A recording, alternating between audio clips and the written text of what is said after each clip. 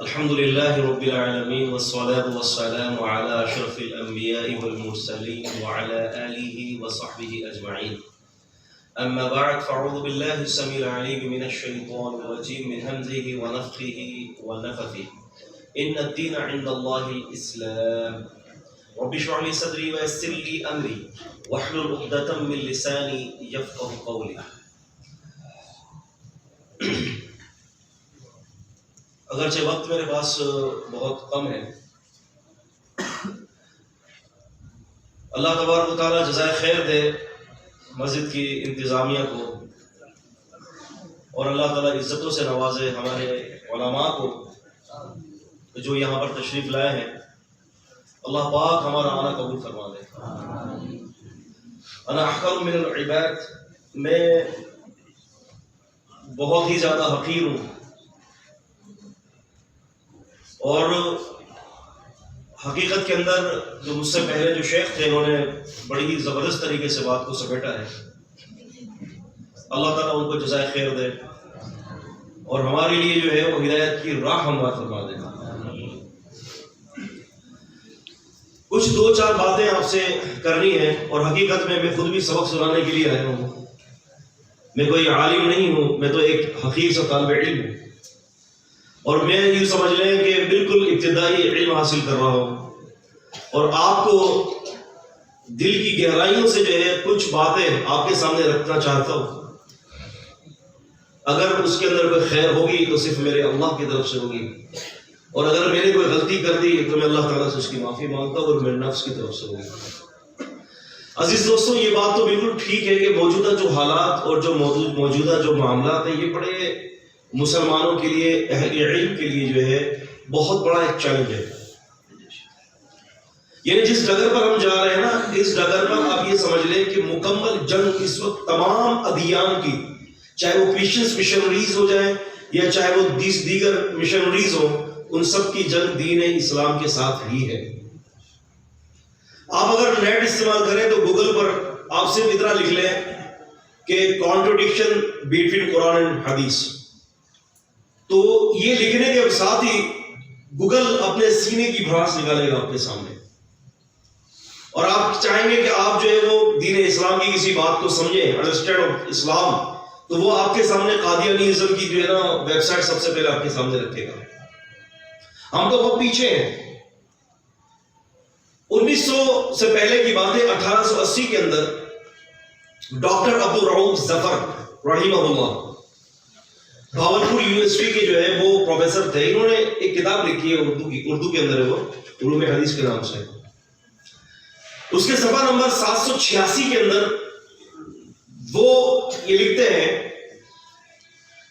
کہ 1880 کے لگ بھگ جو ہے عیسائیوں نے واشنگٹن ڈی سی کے اندر، وائٹ ہاؤس کے اندر مختلف قسم کے پادریوں کو بلا کر اور عیسائی علماء کو بلا کر وہاں پر ایک کمیٹی بٹھائی، اور اس بات کی طرف توجہ مبذول کرائی گئی کہ وہ کون سی وجہ ہے کہ جس وجہ سے مسلمانوں کے شیرازے کو تباہ اور برباد کیا جائے، ان کے شیرازے کو بکھیر دیا جائے، ان کے عقائد کو چکنا چور کر دیا جائے.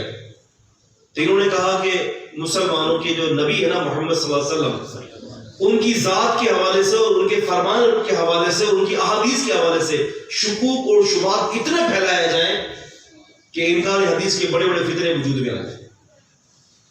اور آج آپ دیکھتے ہیں کہ گلی گلی کوچو کوچو جو ہے وہ انکار حدیث کی ایک آواز ہمارے سامنے آتی ہے کانوں کے اندر.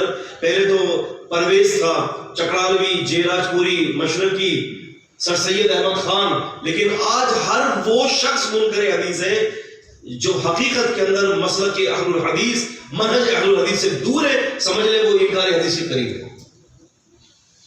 نعم، یہ بات میں آپ کو بالکل صحیح کہہ رہا ہوں، لیکن کیا مقصد یہ ہے کہ ہماری رسپانسبلٹیز کیا ہیں؟ ہمارے اسلاف نے کتاب و سنت کے علم کے لیے جو جہود اور مساعی کی ہیں، کیا وہ ہم سے مخفی ہیں؟ میں تو کراچی کا ہوں، میں تو آپ کے سامنے مثال دے دیتا ہوں، آپ ہی کے پنجاب کے عبد المنان وزیر آبادی رحمہ اللہ. میں بعض کتب پڑھ رہا تھا، وہ بلکہ سمعت بعض الناس، سمعت بعض العلماء، ہم یقولون، وہ ایک پورا واقعہ بیان کرتے ہیں، کہتے ہیں کہ یہ نابینا تھے. شیخ عبد المنان وزیر اعظم رحمہ اللہ پاکستان سے ہندوستان گئے پارٹیشن سے پہلے، اور وہ پوری ان کی داستان اس طرح سے ٹھوکرے کھا کر وہاں پہنچی ہے. ہمارے سلف نے دین اسلام کے علم کے لیے کیا جہد کی ہے، اللہ کی قسم آنکھیں کھل جاتی ہے. انہوں نے کہا کہ میں ہندوستان پہنچا علم دین حاصل کرنے کے لیے، حدیث کو پڑھنے کے لیے، کیونکہ احناف نے زیادہ تر جو ہے وہ علم حدیث سے زیادہ توجہ علم فقہ پر دی ہے. کہتے کہ میں علم حدیث سیکھنے کے لیے وہاں مدرسے پہنچا تو مجھے اساتذہ اکرام نے یہ کہا کہ ہم آپ کو پڑھا تو دیں گے حدیث، لیکن ہمیں آپ کو روٹی دینے کے لیے، خوراک دینے کے لیے کوئی بندوبست نہیں ہے. آپ اندازہ کریں کہ کتنے کلاش تھے اس وقت حالات. تو فرماتے ہیں کہ میں نے ان سے یہ کہا، عبد الرحمن وزیر اعظم رحمہ فرماتے ہیں کہ میں نے ان سے کہا کہ استاد جی آپ مجھے صرف علم دے دیں، کھانے پینے کی فکر آپ نہ کریں، وہ میں خود کر لوں گا.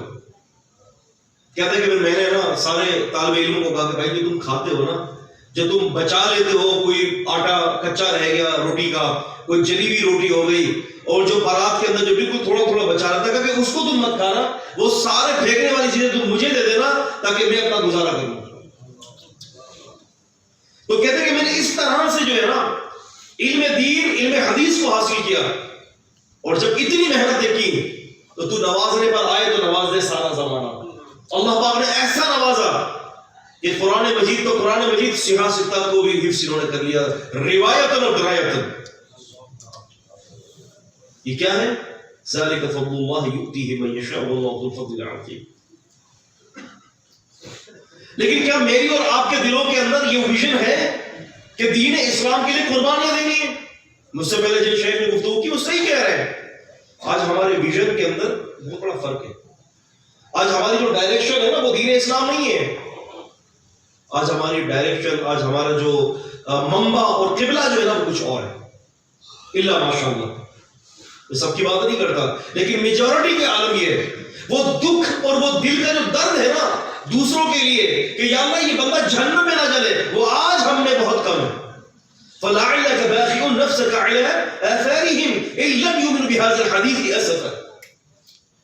قریب ہے کہ آپ صلی اللہ علیہ وسلم اپنے آپ کو ہلاک کر دیں، ان کے پیچھے یہ مسلمان کیوں نہیں ہوتے.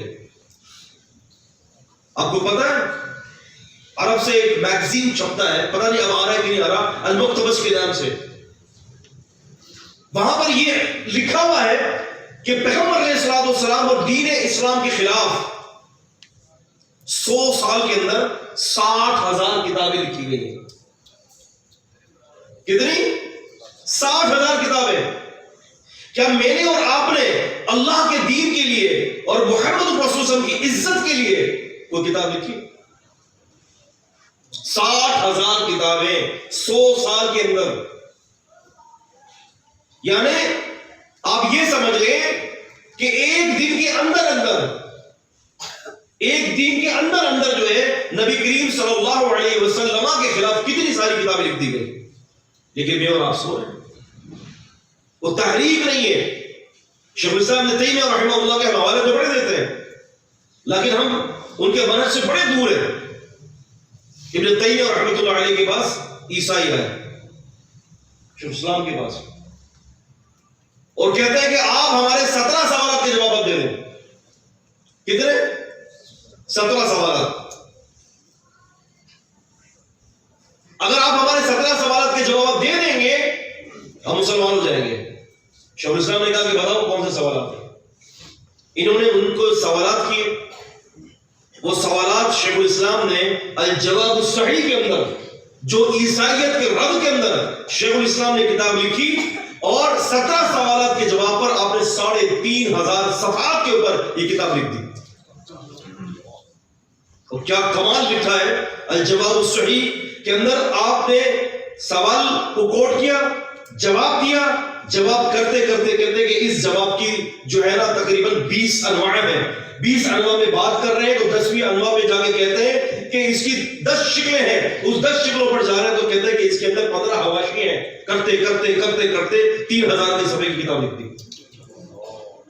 اور ویژن دیکھو، ویژن مین سب سے چیز ہے ان کا ویژن. ویژن سے مسٹ وہ کیا تھا؟ ان کا ویژن یہ تھا، کہتے کہ میں یہ سوال کا جواب تو دے رہا ہوں، آگے سے تم مجھے یہ کہو گے، میں یہ جواب دوں گا تو پھر آگے سے تم یہ کہو گے، تو تم آگے سے وہ کہو نا، اسی لیے میں نے پیچھے سے یہ تمہیں سوال کر کے دے دیے۔ بڑے پرمغز شخصیات تھی، لیکن آج معذرت کے ساتھ ہے، آج ہمارے دینی حلقے، ہمارے پروگرامز، اگر ہم مدرسے میں بھی پڑھاتے ہیں نا تو ہمارے پاس 12 مسائل ہی ہیں ڈسکس کرنے کے لیے۔ میں یہ نہیں کہتا کہ یہ ضروری نہیں ہے، ضروری جدا، مہمت جدا، لیکن کیا صرف 12 مسائل ہی ہماری زندگی کا محور ہے؟ آپ بتائیے، آمین بالجہر، رفع الدین، سورہ فاتحہ، رفع الامام، اس قسم کی جو 12 ہمارے مسائل ہیں، ہم کیا کرتے ہیں کہ اسی کو پڑھا اور اسی چیز کو آگے اسٹوڈنٹ کے اوپر ڈیلیور کر دیا۔ عزیز دوستوں، اس وقت دنیا کہیں اور بھی نکل چکی ہے، ہمیں ان 12 مسائل سے باہر جا کر مزید خارجی مطالعے کی ضرورت ہے۔ میں آپ کو ایک واقعہ سناتا ہوں، یہ لاہور کی بات ہے کہ ایک مولوی صاحب کے پاس ایک مسلمان آیا، داڑھی والا تھا، تو مولوی صاحب کو کہتا ہے کہ میری نا ملاقات ایک عیسائی سے ہوئی ہے، اس نے مجھے یہ سوال کیا ہے، مولوی صاحب مجھے جواب دیتے، دل کے تو کھلکلی مچ گئی ہے میرے۔ تو مولوی صاحب نے کہا کہ بھائی بات یہ ہے کہ اس کا جواب یہ ہے کہ تم اس کے ساتھ مت بیٹھا کرو، تم اس کے ساتھ مت بیٹھا کرو۔ تو نے کہا مولوی صاحب یار سوال کا جواب دینا، پر میں کہہ رہا ہوں نا وہ اس کے ساتھ مت بیٹھا کرو۔ اب وہاں پر دوبارہ اس عیسائی سے ملاقات ہوئی، اس عیسائی کو اس نے کہا کہ بھائی پتہ نہیں اس کا کیا جواب ہے۔ عیسائی نے ایک دوسرا سوال رکھ دیا نبی پاک صلی اللہ علیہ وسلم کی ذات کے حوالے سے۔ اب وہ پھر مسلمان عالم کے پاس آیا، اب چونکہ مسلمان عالم، آپ کو پتا ہے کہ اس کی چند مسائل پر فروعات کے اوپر ہی اس کی تیاریاں ہیں۔ اگر وہ احناف سے تعلق رکھتا ہے تو ناف کے نیچے ہاتھ مانگنا، رفع الدین نہ کرنا، اس کی ٹوٹل کانسنٹریٹ جو ہے وہ اسی مسائل کے اوپر ہے۔ وہ جا کے کہ حضرت اس کا جواب دیتا ہے کہ اگر میں نے تمہیں کہا تو تھا گمراہ ہے، کافر ہے، فاسق ہے، اس کے بعد مت جاؤ۔ 3 دفعہ اس نے بھیجا، 3 دفعہ اس نے یہی کہا کہ وہ کافر ہے، وہ کافر ہے، وہ کافر ہے، جواب نہیں دیا۔ اچھا پھر وہ نہیں آیا۔ اس کے بعد کچھ عرصے کے بعد 8-10 سال کا عرصہ گزرا تو مولوی صاحب کہیں گئے ہوں گے کسی کی شادی میں، تو یہ لڑکا جو داڑھی والا تھا ملاقات ہوئی، لیکن مولوی صاحب نے پہچانا نہیں۔ کہا کہ مولوی صاحب پہچانا؟ کہا کہ بالکل نہیں پہچانا۔ کہا کہ پہلے داڑھی تھی اب داڑھی نہیں ہے۔ کہا کہ ہے کیوں؟ کہا کہ اس لیے کہ میں نے آپ سے سوالات کیے تھے، عیسائیوں نے مجھ سے سوالات کیے تھے، آپ تو مجھے مطمئن کر نہیں سکے، لیکن انہوں نے مجھے اپنے مذہب پر مطمئن کر دیا، میں نے اسی وقت اسلام چھوڑ کر عیسائیت اختیار کر لیا۔ آپ تو کیا سمجھتے ہیں عزیز دوستو، یہ جو گٹر صاف کرتے ہیں، جو سویپر جو ہوتے ہیں، بھنگی جو ہوتے ہیں، آپ کیا سمجھتے ہیں کوئی ہلکا لے رہے ہوتے ہیں آپ ان کو؟ یہ مختلف قسم کی باتیں رکھتے ہیں اپنے ساتھ۔ ہم اور آپ جتنا اپنی کتاب کو نہیں جانتے، اس سے کئی گنا زیادہ وہ اپنی بائبل کو جانتے ہیں۔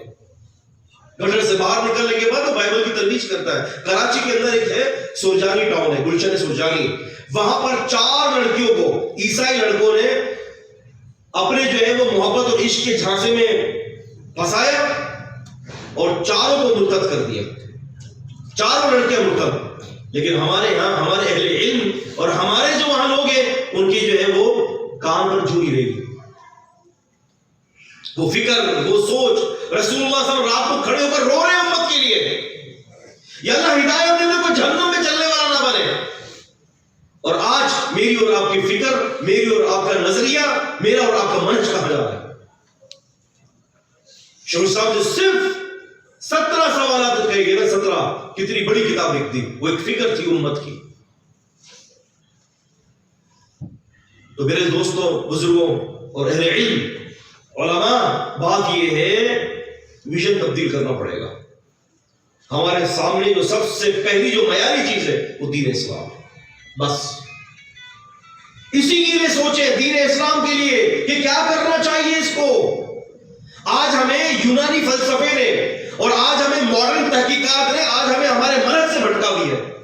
آج آپ دیکھیں نا، ہماری غلامی کا ایک دلیل میں آپ کو دیتا ہوں، ہمارا ذہن کتنا غلام ہے۔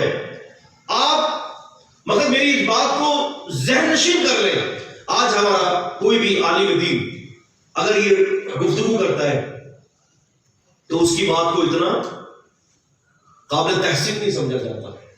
جب وہ اٹھا کر کوئی انگریزی کتاب سے یا کوئی سائنس کا کوئی آرگومنٹ دیتا ہے یا سائنس کی کوئی اسٹیٹمنٹ نقل کرتا ہے کہ قرآن اور حدیث کی تصدیق نے سائنس نے کر دیا ہے, تو لوگ کہتے ہیں پڑھا لکھا آدمی آ گیا. آپ کو معلوم ہے, میں آپ کو یہ بات بتا چلو, الحمدللہ اسلام اور خصوصاً کمپیریٹو ریلیجن کا میں ایک طالب علم ہوں. آپ کو بتانا چلوں میں یہ بات کہ عیسائیت کی جو بلڈنگ دھڑام کر کے جو گری ہے, اس کا سب سے بڑا سبب پتہ ہے آپ کو کیا ہے؟ اگر آپ اس کے کانٹیکس کی طرف جائیں, عیسائیت کی جو بلڈنگ دھڑام کر کے جو گری ہے, اس کا سب سے بڑا سبب کیا ہے؟ اس کا سب سے بڑا سبب یہ ہے کہ عیسائی علماء نے اپنی عیسائیت کے حوالے سے جو ہے ہر مسئلے کے اندر ماڈرن سائنس کا سہارا لیتے تھے. اور آج مسلمان بھی یہی کر رہا ہے. ایک عالم اگر سائنس کا جو ہے وہ حوالے نہیں دیتا تو ہم سمجھتے کہ یار یہ تو کوئی عالم ہی نہیں ہے. آپ جو ہے وہ باہر جائیں, آپ کی لوگ بات نہیں سنیں گے. آپ 3 پیس پہن کر جائیں اور آپ جناب یعنی 8-10 انگریزی کے فکرے بول دیں, آپ جو ہے وہ سائنس کی جو ہے وہ حوالے دینا شروع کر دیں, لیکن یہ تو کوئی کمال کا آدمی آ گیا, یہ مولویزم سے باہر نکل گیا.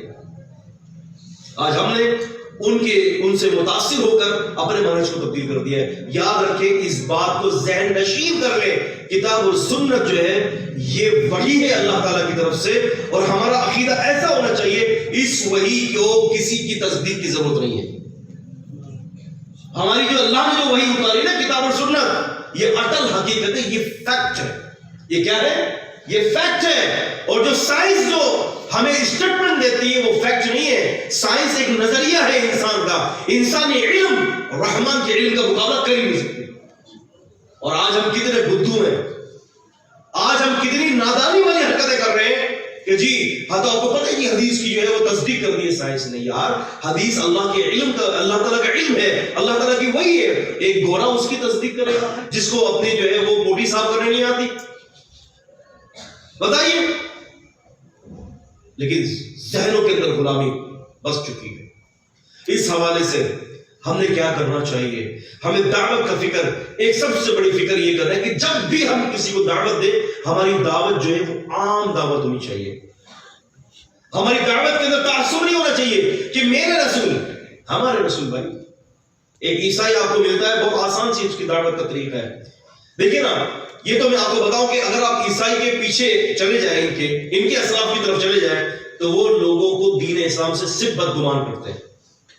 آپ لوگوں کو, عیسائیوں کو عیسائیت سے بدگمان کرتے ہیں. ان سے بدگمان کرنے کا کیا آسان طریقہ ہے؟ آپ ان کو صرف اتنا کہیں کہ جی آپ کی بائبل کے اندر لکھا ہوا ہے یسوع لعنتی ہے, آپ مانتے ہو؟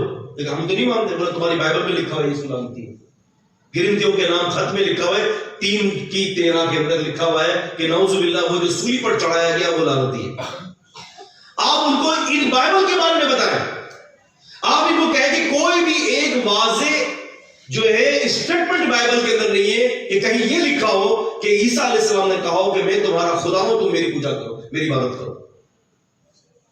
ایک جملہ.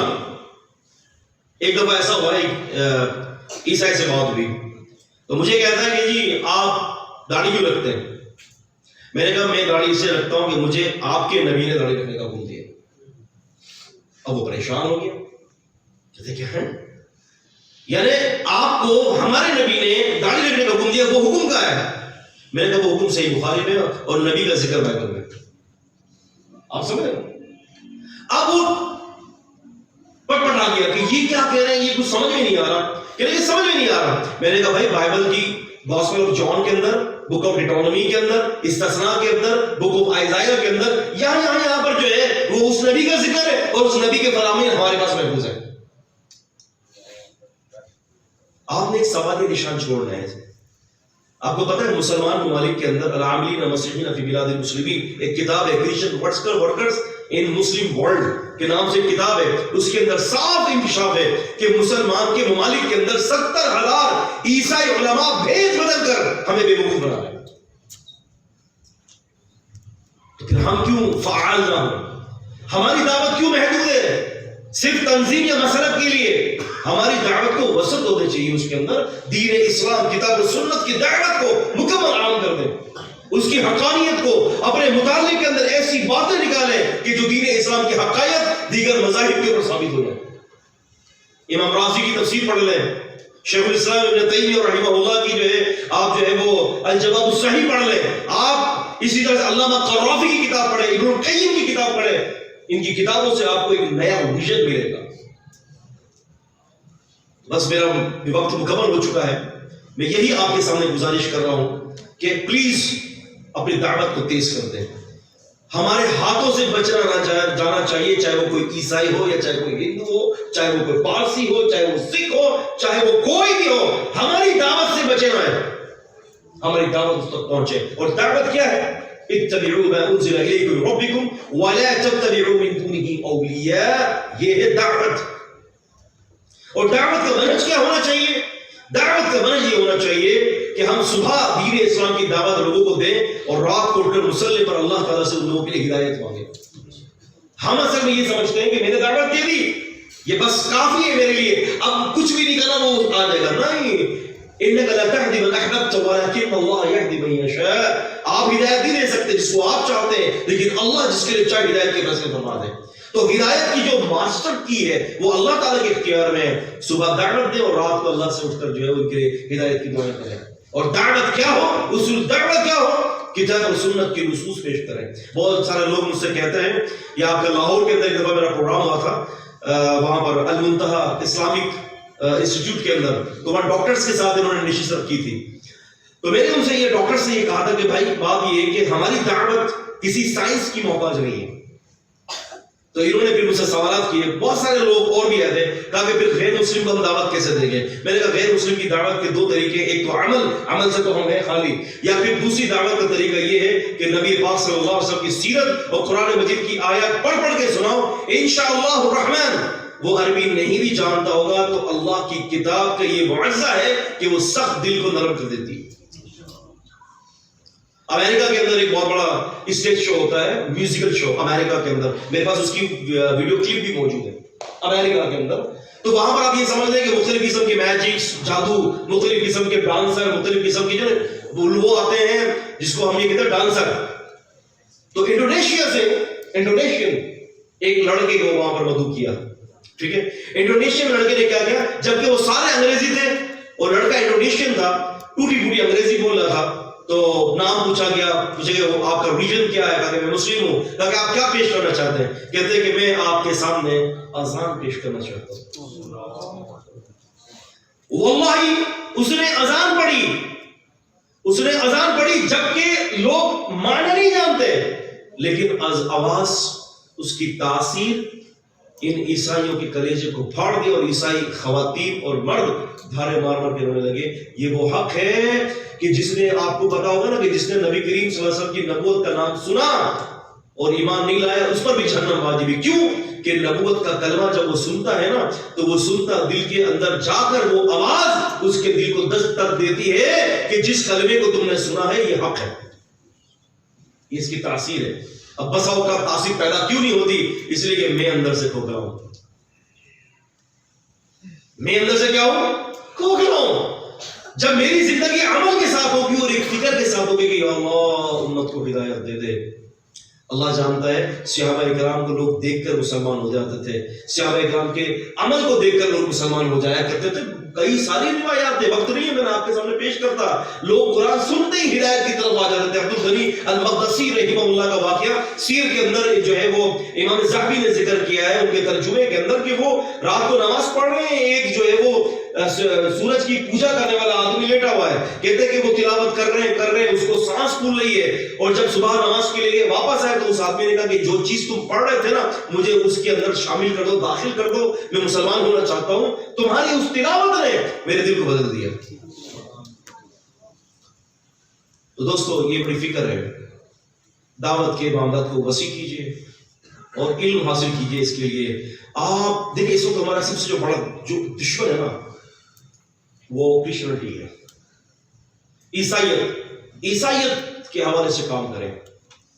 باقی اور بھی ہیں, دعوت کے میدان بڑا وسیع ہے, لیکن اس کے اوپر بھی اپنے ویژن کو رکھے. اس حوالے سے میری ایک کتاب الحمدللہ مارکیٹ میں آئی ہے, صحیح بخاری اور بائبل कंपैरेटिव स्टडी है, इसके अंदर 23 चैप्टर्स हैं। इंशाल्लाह जब आप ये पढ़ लेंगे ना, और मैं आपको ये बता दूं कि ये अपनी मौजू की जमीन की पहली किताब है इंशाल्लाह रहमान। बुखारी और बाइबल की सेहत का कंपैरिजन है, इसमें मुनकरीन हदीस के लिए भी जवाब है, और आप इसको पढ़ के इंशाल्लाह ताला ईसाइयत के खिलाफ एक बेहतरीन काम कर सकते हैं। आप कोई भी पादरी से आराम से दीन इस्लाम के लिए डिबेट कर सकते हैं। बाहर स्टॉल पर ये भी मौजूद है, और बुखारी शरीफ की अबवाब पर मेरी ये किताब आई है औनुल बारी फी मुनासिबात तराजिम बुखारी। इसमें 143 जो है वो अबवाब के तराजुम की जो अनवा है उसका तारुफ करवाया गया है। तो इंशाल्लाह बाहर स्टॉल पर जो है ये किताबें मौजूद है, सारे उलमा जरूर लेते जाएं। और इसके अलावा एक अल्हम्दुलिल्लाह खुशखबरी है कि चीचा बदरी के साथ ही एक बिलाल कॉलोनी, एक छोटी सी कॉलोनी है, वहाँ पर एक मस्जिद है, शेख सईद भाई होते हैं वहाँ पर। तो अल्हम्दुलिल्लाह मेरा हर 2-2.5 महीने के बाद वहाँ आना होगा, और हम वहाँ पर एक छोटा अपना इदारा भी, एक ज़ेली ब्रांच भी इस्टेब्लिश कर रहे हैं ताफ़ुज़ हदीस फाउंडेशन के हवाले से। तो सारे साथी वहाँ पर तशरीफ लाए इंशाअल्लाह रहमान, अनकरीब वो चीज़ इस्टेब्लिश हो जाएगी। तो बाकी ये कि हम इंशाअल्लाह फ़िरक़ और मज़ाहिब के ऊपर हम इंशाअल्लाह कोर्सेज रखेंगे, और ये खुद ये मस्जिद भी हमारी अपनी मस्जिद है दिशान भाई की, तो इंशाअल्लाह हम इसके ऊपर काम करेंगे। तो सारे भाई इंशाअल्लाह दीन इस्लाम के लिए, दिफा के लिए मेरा साथ देंगे इंशाअल्लाह। अल्लाह ताला आप लोगों को जज़ाए खैर दे, अल्लाह ताला आप लोगों को इज्जतों से नवाजे। ये किताबें ज़रूर लेते हुए जाइएगा, इंशाअल्लाह आपके लिए बड़े फ़ायदेमंद होगी। अल्लाह ताला मेरा और आपका आना कबूल फरमाए। अक़ूलु क़ौली हाज़ा अस्तग़फ़िरुल्लाह ली व लकुम व लिसाइरिल मुस्लिमीन। अस्सलामु अलैकुम व रहमतुल्लाहि व बरकातुहू।